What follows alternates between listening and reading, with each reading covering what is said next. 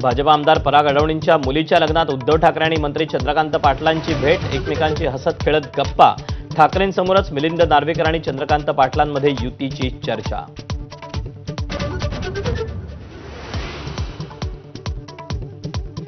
धनंजय मुंडेंच्या राजीनाम्यासाठी सुप्रिया सुळे आणि सुरेश धस यांनी दिला नैतिकतेचा दाखला.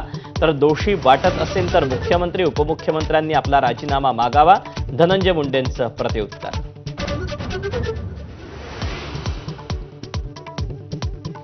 धनंजय मुंडेंच्या राजीनाम्याचा चेंडू अजित पवारांनी फडणवीसांकडे टोलावला.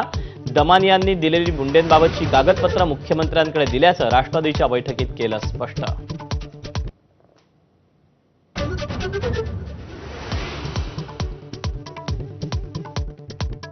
धनंजय मुंडे बीडचे पालकमंत्री असताना 73 कोटी 36 लाखांची बोगस बिलं उचलली.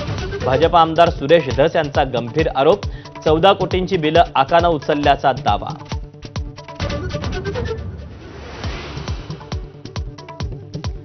एकनाथ शिंदेंच्या ठाण्यात भाजपचे गणेश नाईक घेणार जनता दरबार.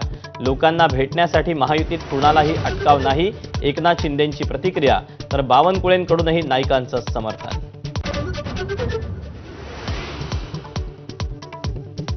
सरपंच हत्या प्रकरणावरून लक्ष हटू नये म्हणून मनोज जरांगे उद्या दुपारी उपोषण मागे घेणार.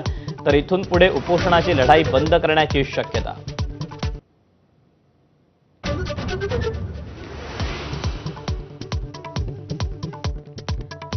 मराठा आरक्षणाची मुंबई उच्च न्यायालयात नव्यानं होणार सुनावणी. सरकारी नोकरी आणि शिक्षणात मराठा आरक्षण कायद्याला आव्हान देणाऱ्या याचिकेवर पुन्हा होणार सुनावणी.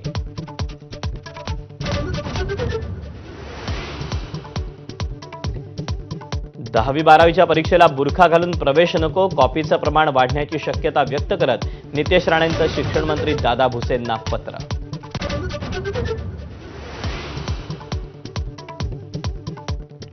गोविंद पानसरेंच्या हत्या प्रकरणातील आरोपींना मुंबई उच्च न्यायालयाकडून जामीन. खटला लवकर निकाली लागण्याची शक्यता नसल्यानं आरोपींना जामीन, कोर्टाचा निर्वाळा.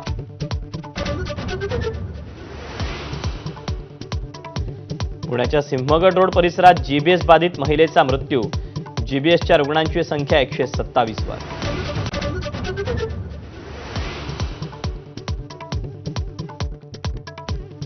प्रयागराजमधल्या कुंभमेळ्यात मध्यरात्री चेंगराचेंगरी, मृतांचा आकडा 30 वर. 25 जणांची ओळख पटली.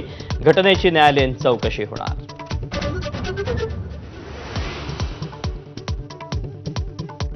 मुंबईच्या विकासासाठी परिवहन विभागाचे मोठे निर्णय. 5 वर्षात वॉटर ट्रान्सपोर्ट वाढवणार. तर पुढील 2 महिन्यात रॅपिडो बाईक सर्व्हिसही सुरू करणार.